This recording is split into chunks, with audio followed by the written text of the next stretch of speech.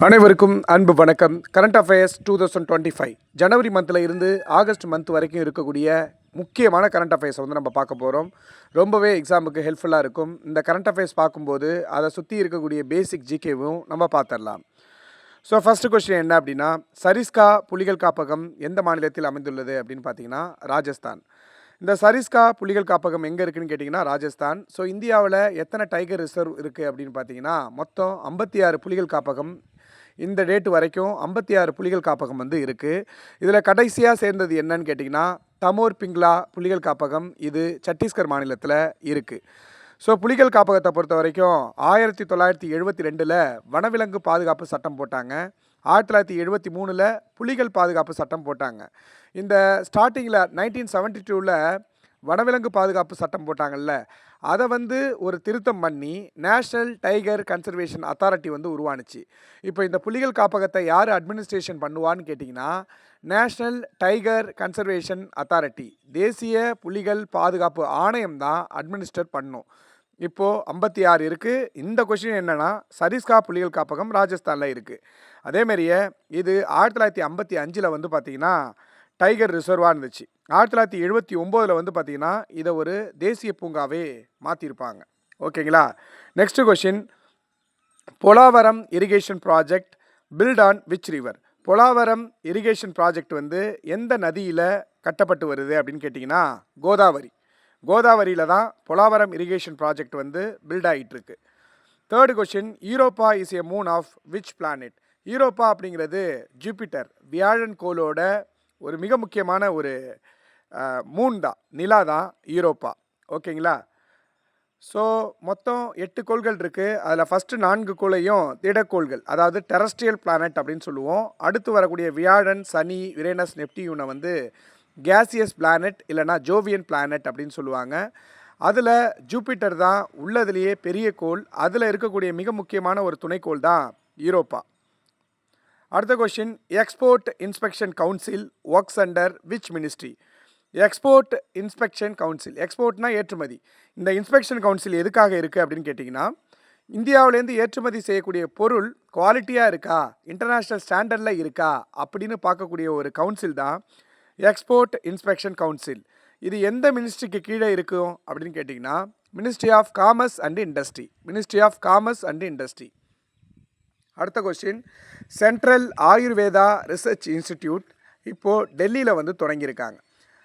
Central மத்திய அளவில் Ayurveda research இன்ஸ்டிடியூட்டை வந்து டெல்லியில் தொடங்கியிருக்காங்க. பிரைம் மினிஸ்டர் மோடி தான் அதனுடைய ஃபவுண்டேஷன் லைட் பண்ணியிருந்தார். ஓகேங்களா. Next question, what is Mucuna bracteata? Mucuna bracteata அப்படிங்கிறது ஒரு இன்வாசிவ் பிளான்ட். இன்வாசிவ் பிளான்ட்னா என்னென்னா இந்தியாவில் சார்ந்தது கிடையாது, வெளிநாட்டிலேருந்து இதை கொண்டு வந்திருப்பாங்க. இது வந்து ஸ்டார்டிங்கில் இந்த ரப்பர் பிளான்டேஷனுக்கும் ஃபாரஸ்ட்லேயும் வந்து பார்த்திங்கன்னா ப்ரொடெக்ஷனுக்காக இதை கொண்டு வந்தாங்க. லாஸ்ட்டாக பார்த்தா இதுவே அதிக அளவில் வளர்ந்து ஒரு கலை செடியாக மாறிடுச்சு. ஸோ முக்குனா பிராக்டியேட்டா அப்படிங்கிறது என்ன, இது என்னன்னு கேட்டிருந்தாங்க. அவ்வளோதான், இன்வாசிவ் பிளான்ட். நெக்ஸ்ட் கொஷின் பாருங்கள், யார் வந்து பிரசிடென்ஷியல் மெடல் ஆஃப் ஃப்ரீடம் இதை வந்து வின் பண்ணா? Who won presidential medal of freedom? Lionel Messi footballer இருக்கார் இல்லையா, அர்ஜென்டினா நாட்டோட மிக சிறந்த ஒரு ஃபுட்பாலர் லியோனல் மெஸ்ஸி, இவர் தான் வாங்கினார். இது வந்து யுஎஸில் கொடுக்கக்கூடிய ஒரு உயரிய விருது, அதாவது பிரசிடென்ஷியல் மெடல் ஆஃப் ஃப்ரீடம். ஓகேங்களா. அதேமாரி இவர் தான் first male soccer player to receive this award. ஒரு சோசர் பிளேயருக்கு இந்த விருதை கொடுக்கறது இதுதான் முதல் முறை. லியோனல் மெஸ்ஸி தான் வாங்கியிருக்காரு. விருதோட பேர் என்னன்னு கேட்டிங்கன்னா பிரசிடென்ஷியல் மெடல் ஆஃப் ஃப்ரீடம் அப்படின்னு சொல்லுவாங்க. அமெரிக்காவோட உயரிய விருது லியோனல் மெஸ்ஸி வாங்கியிருக்கார். அடுத்த கொஸ்டின், ராணி துர்காவதி புலிகள் காப்பகம் மத்திய பிரதேஷில் இருக்குது. ராணி துர்காவதி புலிகள் காப்பகம் எங்கே அமைஞ்சிருக்குன்னு கேட்டிங்கன்னா மத்திய பிரதேஷில் இருக்குது. அதுக்கப்புறம் இந்தியாவில் முதல் முறையாக கோஸ்ட் லைன் வேடர் பேர்ட் சென்சஸ் எந்த இடத்துல நடந்ததுன்னு கேட்டாங்க. அதாவது வேடர் அப்படிங்கிறது ஒரு பறவை இனம், அதோட சென்சஸ் வந்து பார்த்திங்கன்னா தொடங்கினாங்க. இது எங்கே எடுத்தாங்கன்னு கேட்டிங்கன்னா மரைன் நேஷ்னல் பார்க் ஜாம்நகர். இந்த மரைன் தேசிய பூங்கா எங்கே இருக்குதுன்னு கேட்டிங்கன்னா குஜராத்தில் இருக்குது. அங்கே இருக்கக்கூடிய வேடர் அப்படிங்கிற ஒரு பறவை இனத்தை சென்சஸ் எடுத்தாங்க. ஓகேங்களா. இதுதான் இந்தியாவில் முதல் முறையாக எடுக்கப்பட்ட ஃபஸ்ட்டு கோஸ்ட் லைன் வேடர் பேர்ட் சென்சஸ் அப்படின்னு சொல்லுவாங்க. Next question, which institute has developed bacteria to combat soil pollution and boost agriculture? இது ஒரு அழகான கொஷின். என்னன்னா, ஐஐடி பாம்பே இருக்காங்களே, அவங்க வந்து ஒரு பாக்டீரியாவை டெவலப் பண்ணியிருக்காங்க. அது என்ன பண்ணுமா, சாயில் பொல்யூஷனை கம்பேட் பண்ணும், அதாவது நீக்கும். சாயில் பொல்யூஷனை நீக்கிட்டு விவசாயத்தை மேம்படுத்துமா. அது என்ன பண்ணுன்னா, அந்த பாக்டீரியா மண்ணில் இருக்கக்கூடிய டாக்ஸிக் பொல்யூட்டன்லாம் அது சாப்பிட்டுட்டு ரொம்ப மிக முக்கியமான நியூட்ரியன்ஸை வந்து ரிலீஸ் பண்ணும். ஸோ அந்த மாதிரி ஒரு பாக்டீரியாவை ஐஐடி பாம்பே வந்து டெவலப் பண்ணியிருக்காங்க.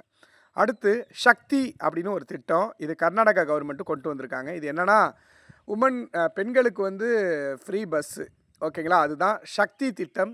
இது வந்து கர்நாடகா வந்து கொண்டு வந்திருக்காங்க. அதே கர்நாடகாவில் இன்னொரு திட்டமும் வந்திருக்கு. அது என்னென்னா, யுவ நிதி திட்டம். யுவ நிதி திட்டம்னா என்னென்னா, இந்த டிப்ளமோ அண்டு டிகிரி முடித்தவங்க கிராஜுவேட்ஸ் இருப்பாங்கள்ல, அவங்களுக்கு வந்து ஃபினான்ஷியல் எய்டு வந்து பண்ணுறது, ஃபினான்ஷியல் சப்போர்ட் கொடுக்கறது தான் யுவ நிதி ஸ்கீம். இது கர்நாடகா. சக்தி அப்படிங்கிற திட்டமும் கர்நாடகா தான். சக்தி அப்படிங்கிறது ஃப்ரீ பஸ் ஃபார் உமன். யுவநிதி அப்படிங்கிறது இந்த டிப்ளமோ மற்றும் டிகிரி முடித்தவங்களுக்கு ஃபினான்ஷியல் எய்டு பண்ணுறது. அடுத்தது எந்த இன்ஸ்டிடியூட் வந்து பார்த்திங்கன்னா, comparative study of school education system, இதை வந்து இந்த ரிப்போர்ட்டை ரிலீஸ் பண்ணியிருக்காங்கன்னா, கான்ஃபெடரேஷன் ஆஃப் இந்தியன் இண்டஸ்ட்ரி. இது என்ன ரிப்போர்ட் அப்படின்னு பார்த்தீங்கன்னா, இந்தியன் எஜுகேஷன் சிஸ்டத்தை அமெரிக்கா, இங்கிலாந்து, சீனா, ஸ்வீடன், ஆஸ்திரேலியா போன்ற நாடுகளோட ஒப்பிடுறது. அப்படி ஒப்பிட்டு பார்க்கும்போது இந்தியாவில் கிடைக்கக்கூடிய அந்த ஜிடிபியில் 2.7 இருந்து 2.9% தான் எஜுகேஷனுக்கு செலவு பண்ணுது. ஆனால் ஆஸ்திரேலியா வந்து பார்த்திங்கன்னா 8% அதனுடைய ஜிடிபியில் இருந்து ஸ்பெண்ட் பண்ணி அதனுடைய கல்வி தரத்தை உயர்த்தியிருக்கு. அப்போது இந்த அளவுக்கு எஜுகேஷனுக்கு நம்மளுடைய ஜிடிபியை வந்து ஸ்பெண்ட் பண்ணோம் அப்படின்னா கல்வி தரத்தை வந்து உயர்த்தலாம், எஜுகேஷன் சிஸ்டத்தை வந்து உயர்த்தலான்னு சொல்லிட்டு இந்த புதிய கல்விக் கொள்கை 2020 அதை வந்து மேம்படுத்தணும்னு நினச்சி இதை கொண்டு வந்திருக்காங்க. ஒரு புரியுதுங்களா என்னான்ட்டு? கொஷின் என்னென்னா, எந்த இன்ஸ்டிடியூட் வந்து பார்த்திங்கன்னா comparative study of school education system அப்படிங்கிற ரிப்போர்ட்டை வந்து ரிலீஸ் பண்ணிச்சுன்னா, Confederation of Indian Industry, CII, Confederation of Indian Industry தான் இந்த ரிப்போர்ட்டை ரிலீஸ் பண்ணாங்க. அடுத்தது பாங்க்நெட் இ ஆக்ஷன் போர்ட்டல். இதை யார் லான்ச் பண்ணான்னு கேட்டிங்கன்னா, மினிஸ்ட்ரி ஆஃப் ஃபினான்ஸ். இது வந்து பையர்ஸுக்கும் இன்வெஸ்டார்ஸுக்கும் ஒரு ஒன் ஸ்டாப் பிளாட்ஃபார்ம் மாதிரி இருக்கக்கூடியது. பாங்க்நெட் இ ஆக்ஷன் போர்ட்டலை லான்ச் பண்ணது யாருன்னு கேட்டிங்கன்னா, ministry of Finance. Next question, Ladki Bahin scheme. Ladki Bahin திட்டம் இது வந்து மகாராஷ்டிரா கவர்மெண்ட் வந்து கொண்டு வந்திருக்காங்க. லடுக்கினாவே உமன் தான், ஓகேங்களா, ஹிந்தியில். ஸோ இது என்னென்னா, இந்த எக்கனாமிக்கலி வீக்கர் செக்ஷன் உமன் இருக்காங்களே, அவங்களுக்கு மாதம் 1500 வந்து கொடுக்கக்கூடிய ஒரு திட்டம் தான் லடுக்கி பஹின் ஸ்கீம். இந்த லடுக்கி பஹின் திட்டம் மகாராஷ்டிரா, ஞாபகம் வச்சுங்க. அடுத்து சென்ட்ரலைஸ்டு பென்ஷன் பேமெண்ட் சிஸ்டம். இதை யார் இம்ப்ளிமெண்ட் பண்ணால்? Centralised pension payment system, pension சம்மந்தமாக இருக்குது. அப்போ அதை வச்சே கெஸ் பண்ணிடலாம். இதை இம்ப்ளிமெண்ட் பண்ணது யாருன்னா, employee provident fund organisation, EPFO. இது என்னன்னு கேட்டிங்கன்னா, முன்னாடிலாம் பென்ஷன் வந்து நம்ம எடுக்கணுன்னா ஏதாச்சும் ஸ்பெசிஃபிக் பேங்க்கில் தான் எடுக்க முடியும். இந்த சென்ட்ரலைஸ்டு பென்ஷன் பேமெண்ட் சிஸ்டம் கொண்டு வந்தது மூலியமாக அந்த பென்ஷனை எந்த பேங்க்கில் வேணாலும் நம்ம ஆக்சஸ் பண்ணிக்கலாம், உடனே அதை ரிலீஸ் பண்ணிவிடுவாங்க. ஓகே, பென்ஷனை எந்த பேங்க்லேருந்து வேணாலும் நம்ம ஆக்சஸ் பண்ணிக்கலாம். அதுதான் சென்ட்ரலைஸ்டு பென்ஷன் பேமெண்ட் சிஸ்டம். இதை யார் இம்ப்ளிமெண்ட் பண்ணாங்கன்னா, EPFO. Next question, digital platform used by CAG to improve transparency and accountability in public spending. அதாவது கம்ப்ட்ரோலர் அண்ட் ஆடிட்டர் ஜெனரல் இருக்கார்ல, அவர் தான் இந்தியாவுடைய ஒட்டுமொத்த வரவு செலவை வந்து பார்ப்பார். எவ்வளோ இந்தியாவுக்கு இன்கம் வந்திருக்கு, எவ்வளோ வந்து செலவு நடந்திருக்கு, கவர்மெண்ட் ஒழுங்காக செலவு பண்ணியிருக்கா இல்லையான்னு சொல்லிட்டு செக் பண்ணுவாங்க.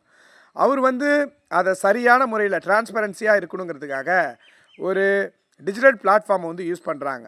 அது என்னன்னு கேட்டிங்கன்னா, ஓப்பன் டேட்டா கிட். இதை நீங்கள் பார்த்தீங்கன்னா எவ்வளோ வந்து கவர்மெண்ட் வந்து ஸ்பெண்ட் பண்ணுது, எவ்வளோ வந்து இன்கம் வருதுங்கிறத தெளிவாக டிரான்ஸ்பரன்சியாக காட்டணுங்கிறதுக்காக இதை வந்து டிஜிட்டல் பிளாட்ஃபார்மை வந்து இந்த comptroller and auditor general of India வந்து யூஸ் பண்ணுறாரு. இவரை பற்றி பேசக்கூடிய ஆர்டிக்கல் கேட்டால் 148 இருந்து 151 இந்தியாவுடைய ஒட்டுமொத்த வரவு செலவை பார்க்குறவர். அடுத்து fixed deposit scheme launched by SBI வந்து ஒரு ஃபிக்ஸட் டெபாசிட் திட்டத்தை வந்து லான்ச் பண்ணியிருக்காங்க. யாருக்குன்னா, அந்த சீனியர் சிட்டிசன் 80 வயசுக்கு மேலே இருக்கவங்களுக்கு அது பேர் என்னன்னு கேட்குறாங்க. எஸ்பிஐ பேட்ரான் அப்படிங்கிறது. இதன் மூலயமா ஹையஸ்ட் இன்ட்ரெஸ்ட் வந்து பார்த்திங்கன்னா அவங்களுக்கு கிடைக்கும். ஹையஸ்ட் இன்ட்ரெஸ்ட் வந்து பார்த்திங்கன்னா அவங்களுக்கு கிடைக்கும். ஓகேங்களா. அடுத்த கொஷின், ராஜகோபால சிதம்பரம் இவர் வந்து ரீசெண்டாக இறந்துட்டார். அப்போ ரீசெண்டாக இறந்தவங்க வந்து பார்த்திங்கன்னா எந்த துறையுடன் தொடர்புடையவங்கன்னு கேட்பாங்க. புரியுதுங்களா. இந்த ராஜகோபால சிதம்பரம் அப்படிங்கிறவர் நியூக்ளியர் ஃபிசிக்ஸ், அணுக்கரு இயற்பியல், அந்த துறையோடு தொடர்புடையவர். ஓகேங்களா. சிதம்பரம் தான் இவருக்கு சொந்த ஊரே, அதனால தான் அவர் ராஜகோபால சிதம்பரம் அப்படின்னு சொல்கிறாங்க. Next question, which ministry has launched Sashakt Beti and திருஷ்டி இனிஷியேட்டிவ்? எந்த அமைச்சகம் வந்து சஷாகத் பேட்டி அண்ட் திருஷ்டி இனிஷியேட்டிவ் வந்து லான்ச் பண்ணாங்கன்னு கேட்டிங்கன்னா மினிஸ்ட்ரி ஆஃப் எஜுகேஷன். ஓகேங்களா. இந்த சஷாக்த் பேட்டி அண்ட் திருஷ்டி இனிஷியேட்டிவ் அப்படிங்கிறது மினிஸ்ட்ரி ஆஃப் எஜுகேஷன் வந்து பார்த்திங்கன்னா லான்ச் பண்ணியிருக்காங்க. இது என்னன்னு கேட்டிங்கன்னா, இந்த சிங்கிள் பேரண்ட் ஃபீமேல் ஸ்டூடெண்ட் இருப்பாங்கள்ல, அதாவது தாய் இல்லைனா தந்தை யாராச்சும் ஒருத்தவங்க தான் இருப்பாங்க. அவங்க இல்லைனா அநாதை இல்லத்தில் இருக்கக்கூடிய ஃபீமேல் ஸ்டூடெண்ட்டுக்கு லேப்டாப் இந்த மாதிரி அவங்களுக்கு தேவையான வசதிகளை வந்து ஏற்படுத்தி கொடுக்கறதுக்காக மினிஸ்ட்ரி ஆஃப் எஜுகேஷன் வந்து பார்த்திங்கன்னா சஷாக்த் பேட்டி திருஷ்டி இனிஷியேட்டிவை லான்ச் பண்ணியிருக்காங்க. ஓகேங்களா. Next question, which country developed Abdali short range ballistic missile? Abdali short ரேஞ்சில் இருக்கக்கூடிய ஏவுகணை, அந்த ஷார்ட் ரேஞ்ச் பாலிஸ்டிக் மிசைலை வந்து யார் வந்து டெவலப் பண்ணியிருக்கான்னு கேட்டால் பாகிஸ்தான் வந்து டெவலப் பண்ணியிருக்காங்க. ஓகேங்களா. யார் டெவலப் பண்ணியிருக்கா? பாகிஸ்தான் வந்து டெவலப் பண்ணியிருக்காங்க. நடுவில் வந்து ஒரு கொஷின் விட்டுட்டா என்னன்னு கேட்டிங்கன்னா, நோ யுவர் ஆர்மி ஃபேர், இதை வந்து யார் நடத்தினா, எங்கே நடந்துச்சு அப்படின்னு கேட்டிங்கன்னா, நோ யுவர் ஆர்மி ஃபேர் இதை வந்து ஆர்கனைஸ் பண்ணது இந்தியன் ஆர்மி. இது எங்கே நடந்ததுன்னு கேட்டிங்கன்னா ஹைதராபாத்தில் நடந்தது. எல்லாமே ரொம்ப ரொம்ப முக்கியம். சரிஸ்கா புலிகள் காப்பகம் ராஜஸ்தானில் இருக்குது. பொலாவரம் இரிகேஷன் ப்ராஜெக்ட் கோதாவரியில் நடக்குது. யூரோப்பா ஜூபிட்டரில் இருக்குது. எக்ஸ்போர்ட் இன்ஸ்பெக்ஷன் கவுன்சிலை எந்த அமைச்சகத்துக்கு கீழே செயல்படுதுன்னு கேட்டிங்கன்னா ministry of commerce and industry. Export inspection council ministry of commerce and industry. நன்றி, வணக்கம். ஏதாச்சும் டவுட் இருந்துச்சுன்னா கமெண்ட் பண்ணுங்கள். தேங்க்யூ.